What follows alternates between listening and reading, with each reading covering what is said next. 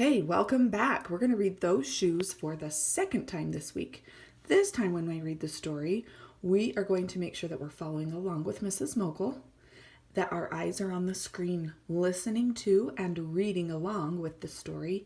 And I'm also going to be stopping to ask you some questions. You'll be able to pause the video and write down your responses and go back if you forget something. So remember, when we read a story, the genre of the story is very important. This story happens to be realistic fiction, a story that tells about events that could really happen, but this isn't a true story. Here's the characters. They're the people in the story. We have Grandma, Jeremy, and Antonio. And in this story, Jeremy is the one telling the story. And so he uses words like I, me, and my to tell this story. Let's begin. You'll notice as we go through, up in the corner, it says set a purpose. Some of the pages will have these little purple words with some notes. Those are important to read. Good readers look at the whole page and we read everything. So up here it says set a purpose. Jeremy wants new shoes, but there is a problem.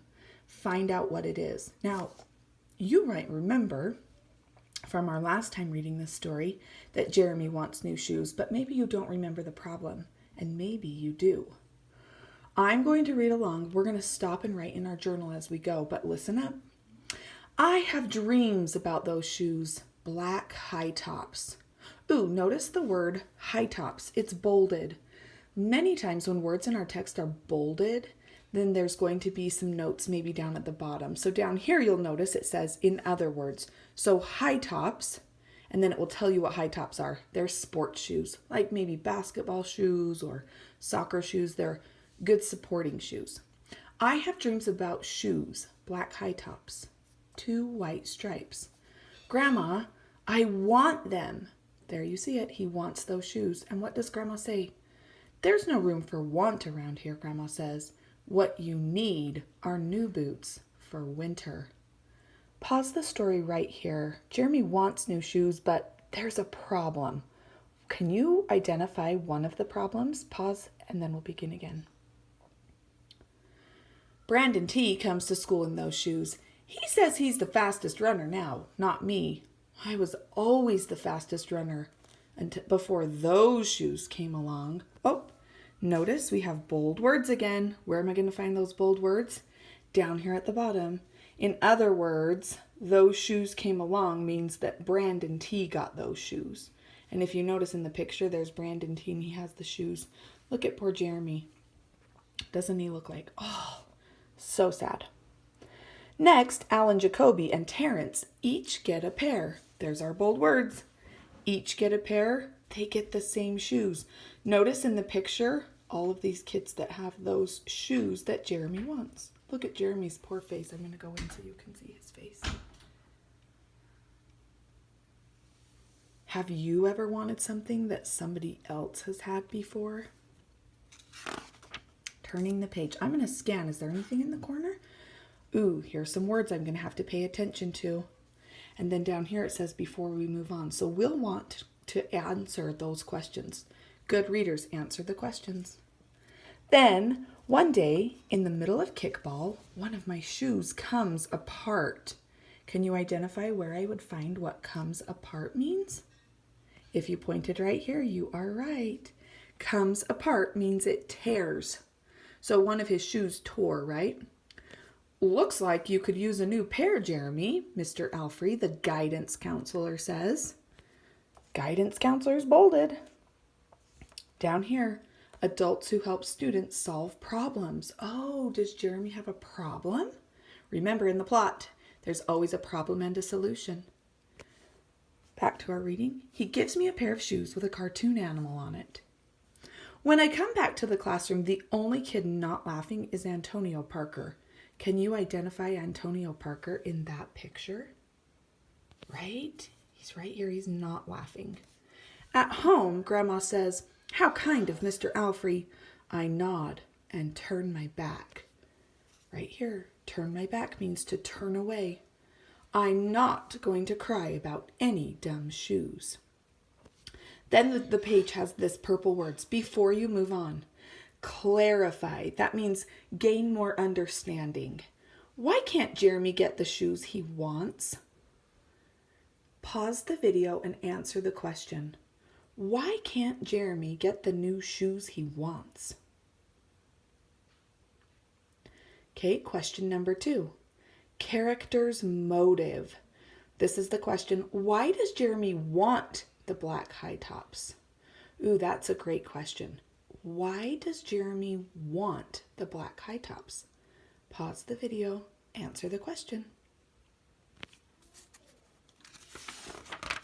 Okay, back to the story. Notice we have prediction up here that we're going to pay attention to, and lots of in other words. This time I'm going to read the in other words, so maybe when we get to them, we have a better understanding of what they mean. Check out means to look at. Set aside means to save. You never know means you might be surprised. Checks the price means looks to see how much the shoes cost. And heavy in a sad way. You're going to make a prediction about what will Jeremy do to get the new black shoes. Let's listen. On Saturday, Grandma says, let's check out those shoes you're wanting so much. Remember to look at. I got a little bit of money set aside, saved up. It might be enough. You never know. You might be surprised. Okay? Can you make a prediction? What will Jeremy do to get the new black shoes? Think about that.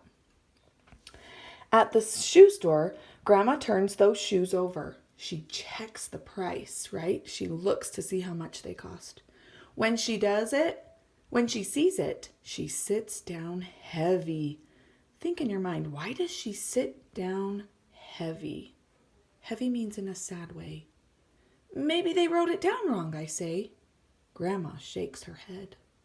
Notice the characters' faces in the story at this moment. Is Grandma excited to buy those shoes? Can Grandma afford those shoes? On this page, you'll notice that we have more bolded words. Thrift shop are stores that sell used clothes. Except the ones means but not the shoes.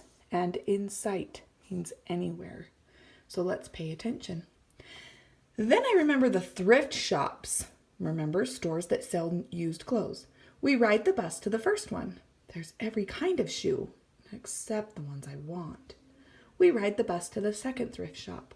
Not a pair of those shoes in sight. Around the corner is the third thrift shop. I see something in the window. I shove my foot into the first shoe. Grandma feels for my toes at the end of the shoe. Now notice what he's thinking. This little bubble shows what Jeremy is thinking. And he says, high tops, perfect shape, $2.50. Those shoes. He found them. Now maybe you can remember from the last time that we read, do the shoes fit? Let's find out. Check out the other words, the bold words. Spend good money means to use money I've worked hard to save. Don't fit means are too small. This is a big, long phrase. 2 big feet shuffling around in my too small shoes means his shoes are too small. And then stretch means to get bigger, okay? Oh, Jeremy, she says, I can't spend good money on shoes that don't fit. She says, I can't spend my hard-earned money on shoes that are too small. They're okay, I say, curling my toes. Then I buy them with my own money. A few days later, Grandma puts a new pair of snow boots in my closet. She doesn't say a word about my 2 big feet shuffling around in my 2 small shoes. Sometimes shoes stretch, I say. Let's look down here before we move on. Confirm your prediction. Confirm what you think was going to happen. What actions did Jeremy take to get the black shoes? Was your prediction correct? Pause the video, check your prediction, and decide were you correct or not correct. Now look at this one. It says character. How do Jeremy's actions show what kind of person he is? How do Jeremy's actions show what kind of person he is? Think about that. Let's move on. Ooh, we have some more predicting we need to do. And more bold words. Up here we're going to predict, what will Jeremy do with the 2 small shoes? You might remember, but let's find out. In other words, my Mr. Alfrey means the shoes Mr. Alfrey gave me. Glance means to look quickly. And taped up means held together with tape. I check every day, but those shoes don't stretch. I have to wear my Mr. Alfrey's instead. One day during math, I glance up at Antonio's shoes. One of them is taped up and his feet look smaller than mine. That night, I am awake for a long time thinking about Antonio. And here's a picture. And he's thinking, I'm not going to do it. When morning comes, I run across the street to Antonio's apartment. I put the shoes in front of his door. I push the doorbell and run. Have you ever done that before? Left something on someone's porch? At school, I feel happy when I look at Antonio's face and mad when I look at my Mr. Alfrey shoes. Why is he mad about his Mr. Alfrey shoes? Later, snow is everywhere.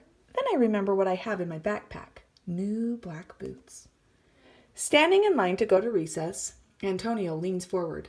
Thanks, he says. I smile and give him a nudge. Let's race. Can you find on this page what the word nudge means? Oh, if you found it right here, a friendly push. Before you move on, you're going to confirm your prediction. What do you think Jeremy would do with the small What did you think Jeremy would do with the small shoes? Was your prediction correct? Character. How does Jeremy feel about helping Antonio? And how do you know? Answer number 2 in your journal. How does Jeremy feel about helping Antonio? How do you know? What can you see in the story that makes you understand how Antonio and Jeremy feel? And that's the end of our story.